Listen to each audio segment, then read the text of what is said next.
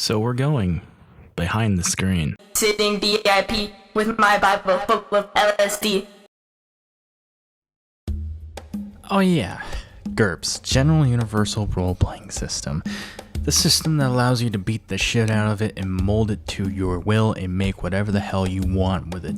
But honestly, you don't have to, because they have you covered. They have practically any genre you could possibly imagine, and they've been doing it since the 1980s.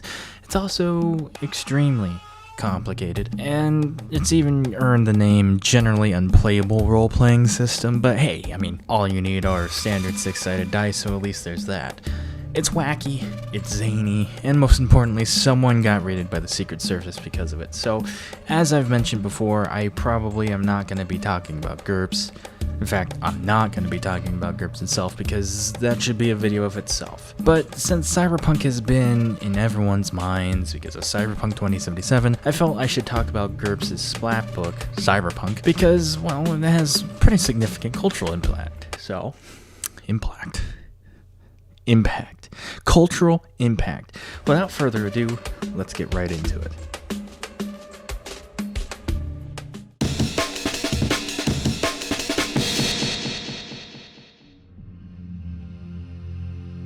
So it's 1990. The internet is in its infancy. Everyone's still logging into BBSs on their phone lines, talking to someone across town about the latest hardware you picked up for your homebrewed PC. The guy you're talking to on the BBS starts talking about some other BBS that's underground and doing illegal activity. In 3 years' time, that BBS gets raided by the feds. You and that guy you were talking to on your local BBS are also into tabletop games, and you're also into GURPS. You've both been reading Neuromancer religiously, and you're excited for the new Cyberpunk splatbook that Steve Jackson is about to put out. But then, 2 days later, on March 1st, news breaks out that your favorite RPG publisher, Steve Jackson Games, gets raided by the Secret Service. You're shocked, you're baffled. Why? You ask yourself, looking at all the buzz in your local BBS. It's just a game. All your other BBS boards you lurk begin to freak out. Your buddy you talked to 2 days ago about getting that book is in shock and awe and starts chucking out some of his own computer equipment. Everyone's scared. You're scared.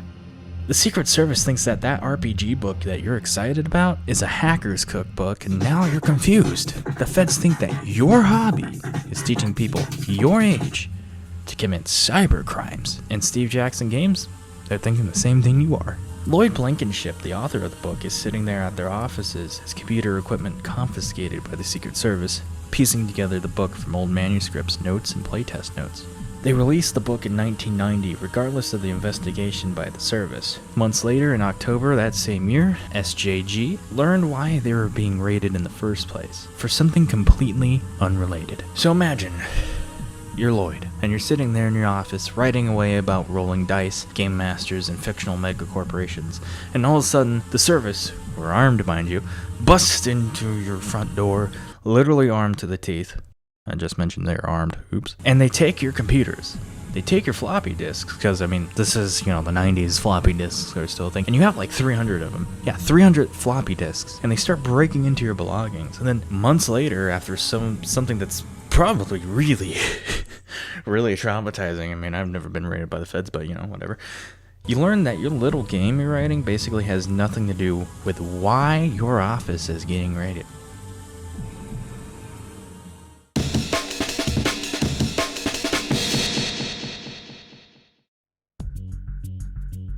Lloyd Blankenship, or the Mentor, was a prominent hacker back in the 70s and 80s. He also happened to be hired by Steve Jackson Games specifically to write Cyberpunk. Now, Lloyd just wasn't any hacker, he was a member of a group called Legion of Doom.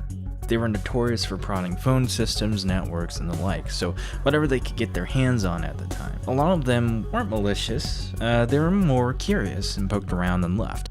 However, curiosity can also be extremely damaging, leading to a lot of arrests and seizures of computers and the like by the government.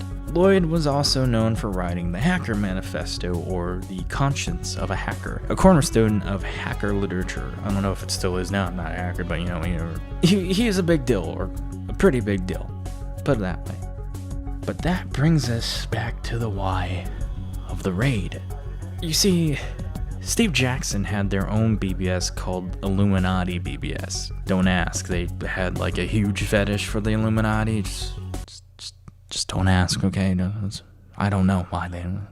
Lloyd had that BBS, and another one he ran called Phoenix BBS. They weren't located in Phoenix, Arizona, they're actually in Texas, but yeah.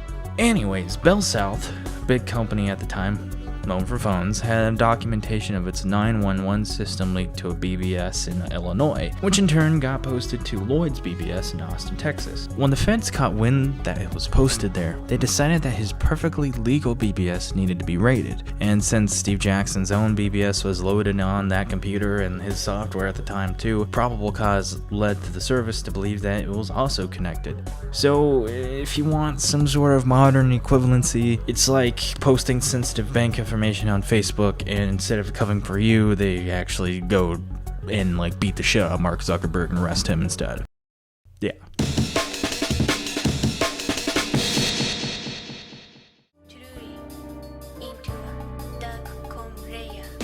Believe it or not, the raid and its resulting court case was pretty damn important. This tiny little splat book written by some guy in Austin, Texas. While the book itself wasn't necessarily the target of the raid, the public and Steve Jackson Games were led to believe that the book was the target the whole time. It was labeled as a Bible for hackers, a manual for all things cybercrime. Have you tried turning it off and on again? It probably didn't help that Lloyd was fact-checking the tech in his book to be relatively realistic. Simply put, the book was a convenient target. It happened to be loaded on his computer, and it was an interesting thing hanging out in his files, so obviously in the eyes of the feds, it was extremely important and completely dangerous. Why it didn't occur to them that the book had information about bionic implants and neural interfaces is beyond my comprehension, because, you know, we could totally do that even in this year. Mind you, this whole ordeal was about 4 years long, and it went to trial in 93 and ended in 94. Steve Jackson Games won over the Secret Service, and they were forced to pay for damages. They won 2 of 3 counts. Mind you, I'm no legal jargon expert, and I couldn't really pull together what the other counts were, but the one that they did get was interception, which means that as of this day, if the federal agents walk out of your door with a computer holding private emails, it does not count as interception of them. Google this more. This legal jargon is killing my little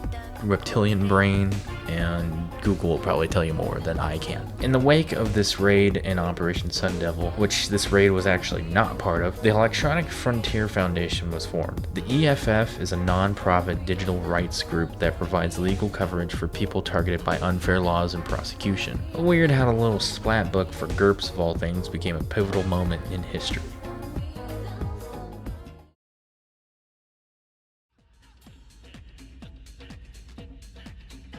Pretty strange that a GURPS splat book would have such an impact on a relatively unrelated field. Well, actually a few fields, legal and tech. If you're looking for me to actually talk about the game in depth, I do apologize. I found its history to be far more fascinating. So before closing out this video, I would like to point out that the legal case for this book didn't affect other Cyberpunk tabletops at the time, which quite a few were already out. Cyberpunk 2013, 2020 was not out yet, Shadowrun, Fastonaut CGL, and Cyberspace from Ice Crown Enterprises. The next video is probably going to be yet another tabletop games, probably Star Wars, probably Call of Cthulhu, who knows, it takes me quite a long time to do these videos. And, you know, life is going on for me, and it's kind of hard to sit down and do these. I also have something planned. It's not quite a tabletop game. Oh, I mean, you play it on a tabletop, but it's a card game. It's a dead card game.